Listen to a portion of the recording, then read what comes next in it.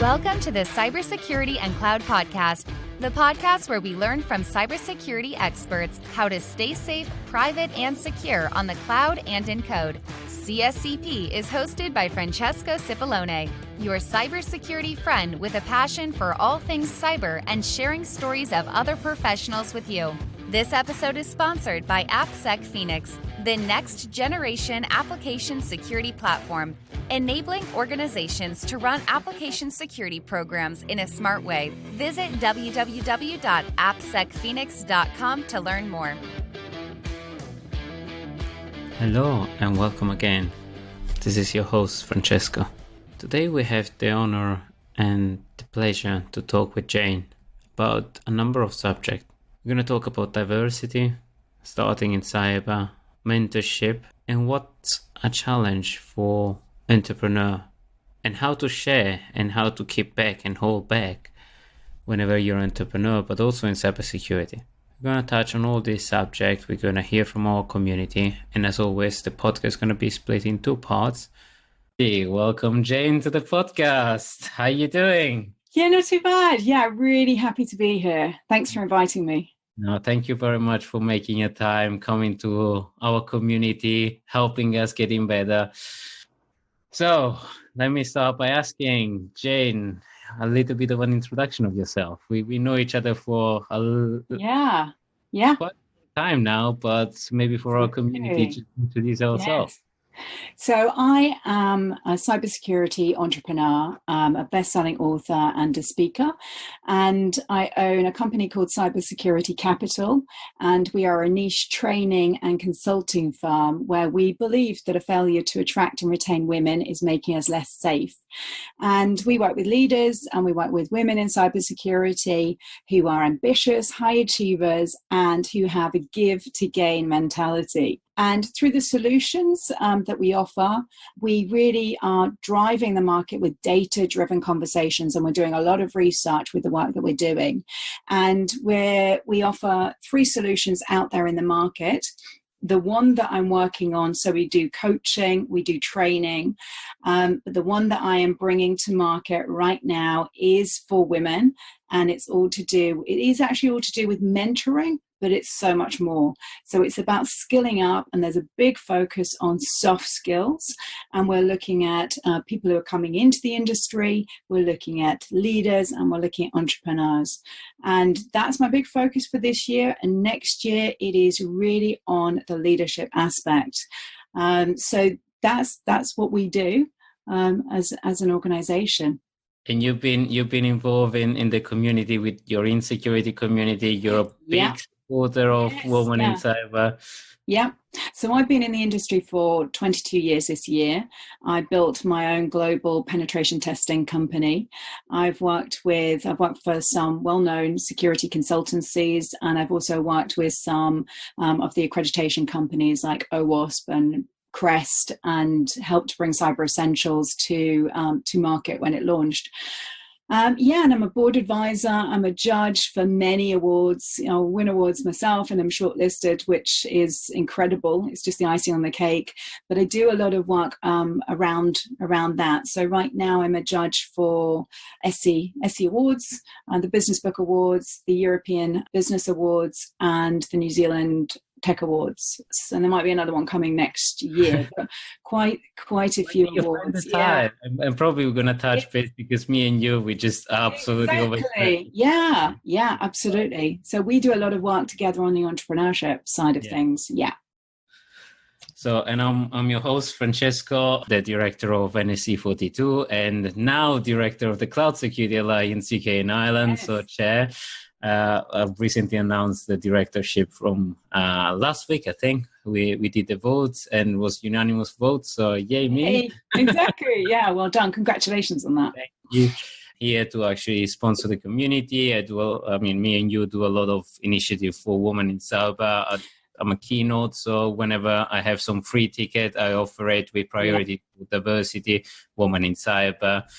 Actually, on that subject, last week, we did a very, very good, very niche roundtable on how to start in cyber for women and Asian and Black women. They were literally starting, and the great thing about the roundtable, We did it with Seda, and it was great because all the people that were around the table were starting in cyber that day or that week. They were really coming from different fields. So it was great moments. So I'm going to share some of those moments and some of those questions as videos in the upcoming months. So stay tuned. Great. So on the subject of actually cracking into security, how did you start into security? How did I? Well, very, very unconventionally, I think. So I came into security in 1997 and I went straight into entrepreneurship. So my background is in art and design. So I have BA honours from Loughborough University in woven textile design. And I fell pregnant just after graduating. I worked as a designer. So I was a nominated Young British Designer, worked successfully, if you can call it that, as a designer, but really couldn't make ends meet. And I was a single parent supporting my son. And so what somebody said to me was, you've got a good brain, it's time to go and get a proper job. And, this was prior to the internet. So for me, I looked at what I could do and I retrained. I ended up in sales, and then I ended up meeting someone and starting a business in technology. And because I was interested in technology, but I would say definitely a bit of a Luddite, the only two things that interested me were artificial intelligence, because I thought that was really interesting, or security. And artificial intelligence was just too new in those days, but security really was just getting off the ground. And so that's what we started with. We did consultancy, we did high availability servers and networking and implementation. And we sold locally to begin with as a value-added reseller, and then we niched down. So I'm good at spotting trends. We niched down and specialized about 5 years down the line and became purely penetration testing. And in those days, there were very few pen testers around. So it was quite easy to become very well known. And we were very technically orientated. So we only worked with leading organizations and buyers who really understood the market. And we also only took on board consultants who were top of their game. So when it comes to pen testing, some of these consultants they're still around. Some of them are CISOs now. They're in leading positions. I know a few of them. Yeah, exactly. Yeah. So we had an amazing company. I'm very, very proud of that company and what we did. I really am. Yeah. So how hard was to break up from the company? Because I've sold and break out from few of them my own, and I know it's a struggle for entrepreneurs because it's like our baby, right? Yes. That is a whole story in itself, and there is a very, very big story there.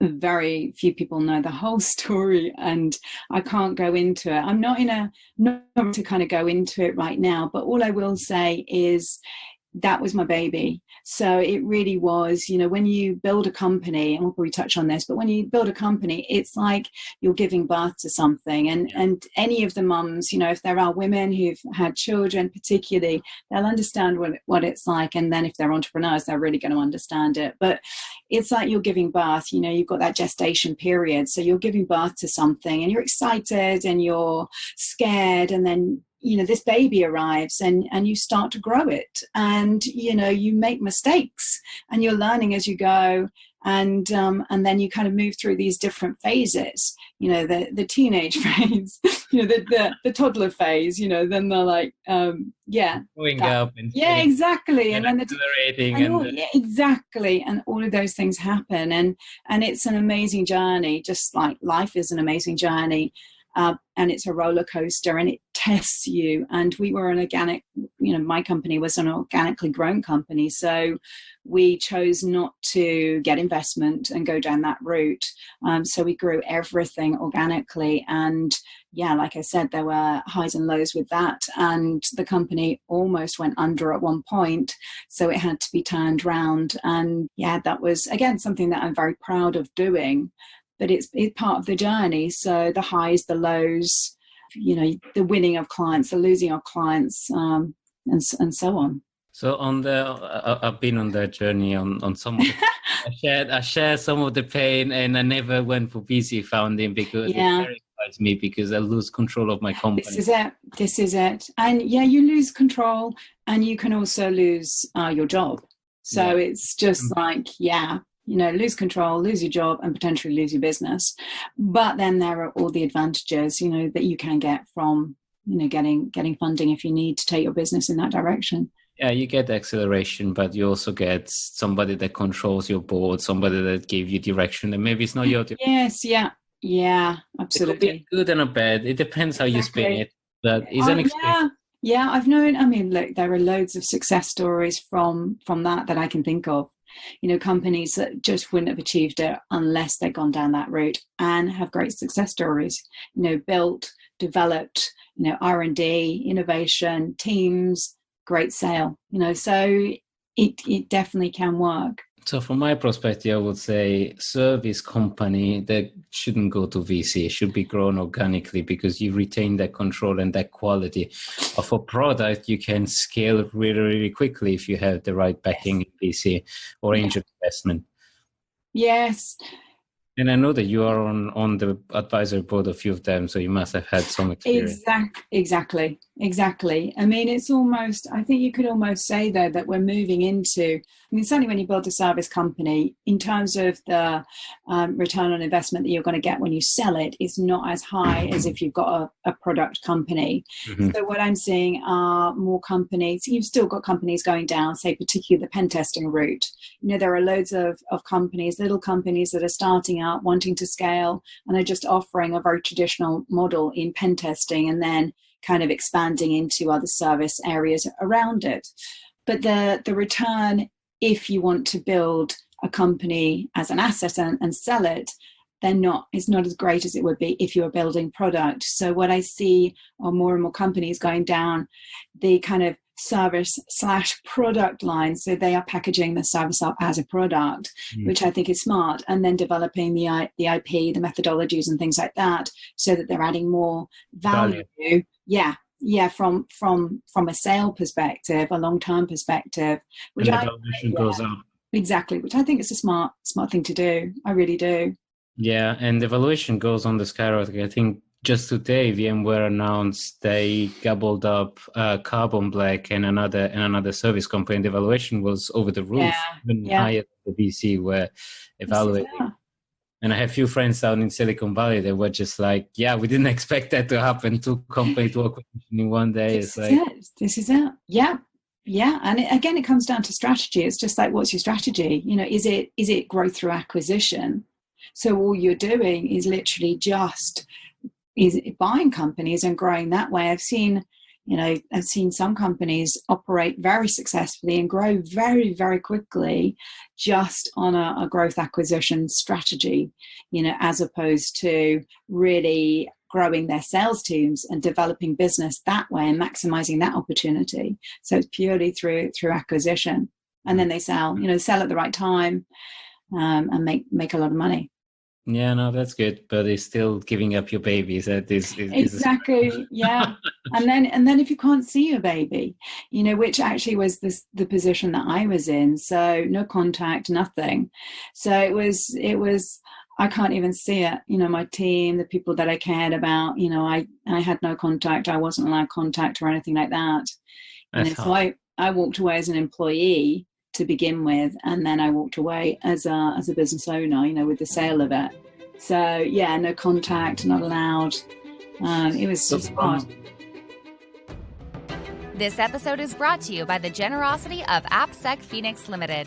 AppSec helps startups and enterprises solve complex software security problems by using smart data aggregation and complex machine learning software. Discover how AppSec Phoenix helps CISO and developers remove friction and maximize the use of DevSecOps professionals at www.appsecphoenix.com. AppSec Phoenix is the new and smart dev-first way to manage your software vulnerability. Follow the tag #AppSecSmart. From a woman perspective, what was the biggest challenge in getting into the business, into the entrepreneurship mindset? So, say for me, the biggest challenge I had was not as a woman, I wouldn't have recognized it, and I wasn't kind of brought up that way anyway, because I was brought up with the mentality of you can achieve anything that you want, providing you work hard and you set your mind to it. And that's certainly how I bring my kids up, and how I bring up, and mentor and train and consult those around me. So I see a lot of limiting beliefs a lot of limiting beliefs around. So you can do anything that you want. And the biggest challenge that I had when I started my business was actually age. And again, I think that was more my perception of it, because I was in my 20s and I looked young. So it was just like, I didn't know much about tech, and security in those days really was technical. It was born from a technical, background. Exactly, environment. IT security, information security, and so forth. Now it's kind of evolved, but I was very conscious, and I don't think anybody else cared so much, but I was very conscious of my age, and would I be taken seriously because I was only in my 20s. Now, the truth of the matter was, and still is nobody cares. Nobody cares as long as you can solve their problem. If you come across as being professional, and for me, I always made sure I care so much about my clients, and I always have done, and I care about quality. So reputation and quality of service is absolutely paramount to me. So what I would always do was take care of the client, take care of the prospect, and make sure that I got them the best advice that they could. And I would stick my hand up and say, if I don't know the answer, then I will get you the answer, and make sure that comes to you, and in some cases be the facilitator. Which certainly, say when I was working for a pen testing company, to me, that's hardcore techie stuff. Yeah. And I can never be that. I've had at sometimes the pen testers say to me, you say you're not technical, Jane, but literally you're talking as if you are.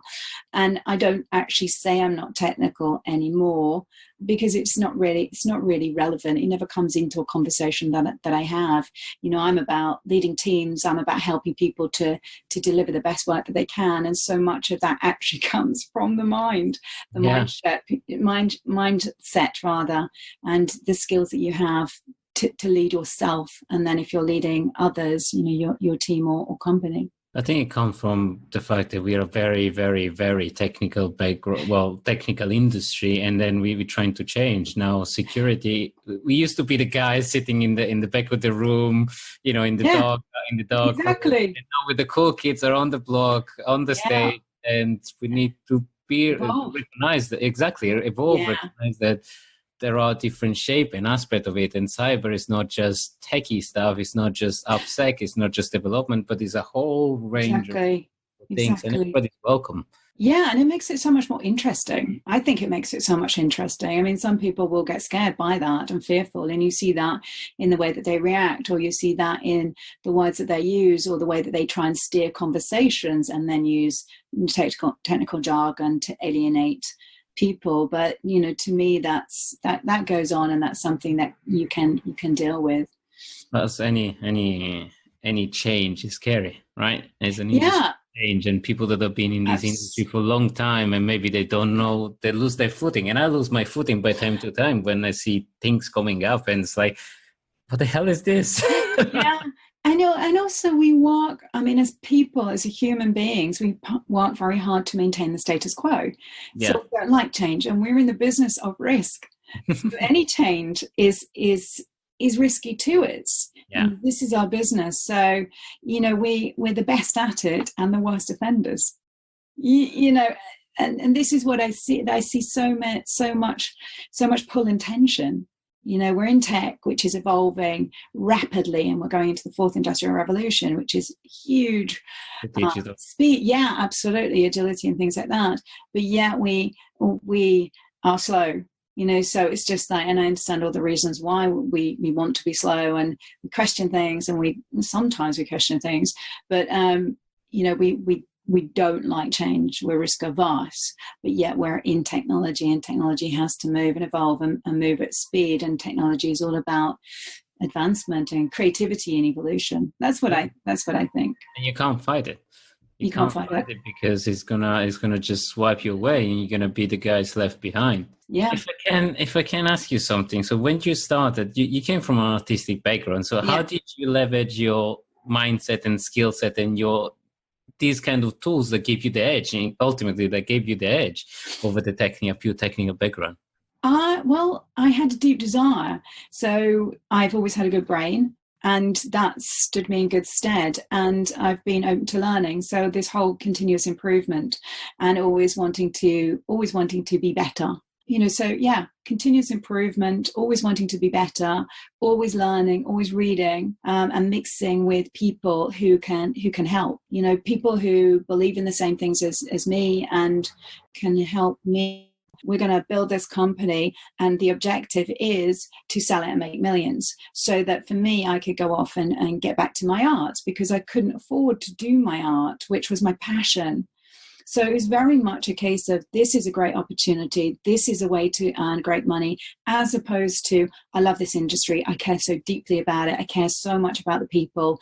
This is why securing your business and your country and individuals matters, which is where I am now.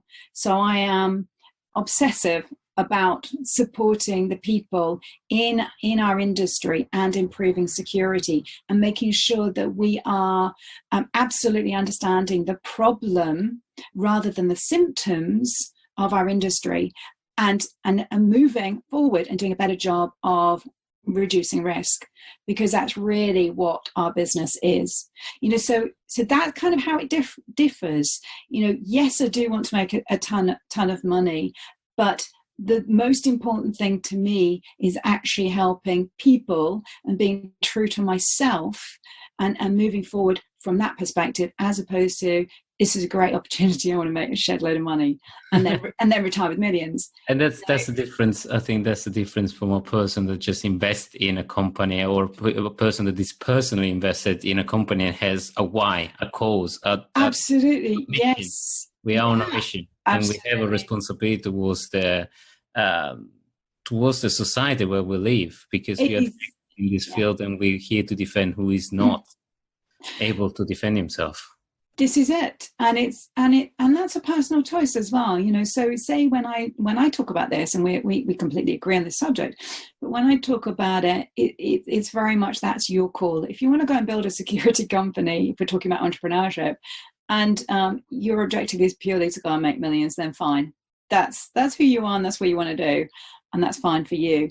But that's not fine for me and the people who I resonate with, and who come and join the Insecurity Tribe, which we didn't actually speak about in the beginning, which is this tribe, and it has a code of conduct, and it also kind of follows on from the book I wrote about really performance, but by using women as a lead in order to get greater diversity in every aspect into our industry, and actually improve the way that we go about these things. So improve our thinking, our decision making, and ultimately our performance. So therefore, as with everything, the people who I do business with as clients, as partners, as students, and so forth, as employees who come and work for me, or suppliers who come and help me do the stuff, we all believe in the same thing. That's how we rock and roll. Yeah, and I think that's a great that's how we got close to each other, because it's like we resonate, we have a shared vision, a shared mission. Exactly. And that's a great thing of your insecurity community. It's like, that by getting in that community, getting in our community, either you resonate with each other and with us, or you don't, and perfectly happy to walk away. It's like, this is our community, this is our why, this is our mission to the society, this is what we want to be. And there also is, completely agree with that, there is so much out there for everyone. So say, one of the core values, for the Insecurity Tribe, and certainly for me and how I do business, is this whole abundance. We are moving into an abundant business model anyway, going into the fourth industrial revolution, but there's so much for everyone. So, and this relates to so many things. Yes, as an entrepreneur, yes, as a business person, yes, as an employee, yes, also as a woman in the workforce, let alone security. This whole kind of limiting of everything, which is what I see a lot of what goes on now. This lack of victim mindset, limiting beliefs. No, I can't share, and that's why for me it's about giving to gain. So this and opening up. All of these things. So that we're in an abundant, a very giving mindset. So we lift each other up, and we all do well together by sharing, collaborating, and moving together as an industry to solve this problem, rather than competition. And competition is healthy, but no, you can't have it. It's mine. I'm not going to share. You're not going to get access. Everything's siloed down. Everything's locked down, and there is a lack of, and this knowledge hoarding.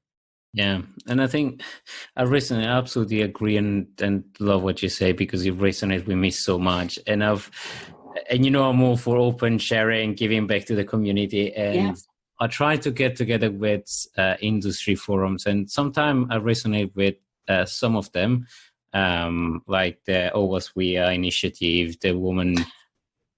There are tons of groups in London and around the UK that I resonate with, and I support and sponsor and try to help. But some of them, one of the key challenges if a woman, and then maybe you can share your thoughts. Like, I haven't seen a lot of them working with each other, with each other's group. Absolutely. There can be cat fights, there can be bitching, there can be a lack of, and I've been party to some of that. So I've been like the middle person, trying to sometimes, mediate and get, it's what I've done in companies, with teams and departments and things like that. So bring people together. We all want the same. We all got the same objective. Let's work together and do a better job. And so I played that role sometimes with some of the women's groups out there. I've heard the stories out there, and some of them are really disappointing and shocking. I've also felt sometimes, and I'm holding my hand up here and being totally transparent with you, sometimes I've had this tension within myself. It's just like, well, do I do that? Because they're doing something similar to me. So then I go into the lack of, and then you go into the whole women thing, and it's just like, and whenever that happens, I always stop myself and go straight out there, and it's just like, don't be an imbecile. Give. But it's still. I mean, I do that on the basis. Mentality. It's a basic. Exactly, it is. It is a basic. It's how we're wired. As women dealing with women, as mammals. Female species, but as people. So it's really tough, because often you're going against how we are wired. And then if you look at women in a male-dominated industry, so we're in a minority anyway, so we've got the pressures of stereotypes and being judged, and maybe there only being one position, so we feel that environment, so there is so much stuff going on, and it's hardly surprising that these things happen, and it is hard. And then also there's misunderstandings and miscommunication, and then we're also battling time. I know, say for instance, right now, that there's something that I should have done with a women's organization, and I haven't managed to do it.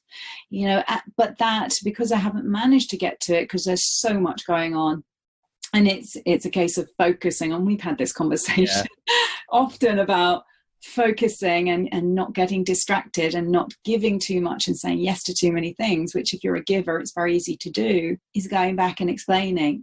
And if you don't do that, then there can be misinterpretations, or you haven't done it, so therefore you don't care, or you're competing. So the communication aspect is incredibly important for us in our industry, and that's one of the reasons why I work really hard. Thank you, everybody, for listening. This was the first part, and this was your host, together with Jane, Frankland, helping us understand the challenge in our industry, the role of diversity, the challenge of becoming an entrepreneur. I hope you enjoy, and you're gonna listen to the second part. I wish you a pleasant evening and a pleasant continuation of your day. This was your host, Francesco Cipollone. We hope you enjoyed today's episode. Please leave us a review on Apple Podcast and post it on social media tagging Cybersecurity Cloud Podcast for a chance to win a $100 Amazon gift card. Discover other episodes at www.cybersecuritypodcast.com.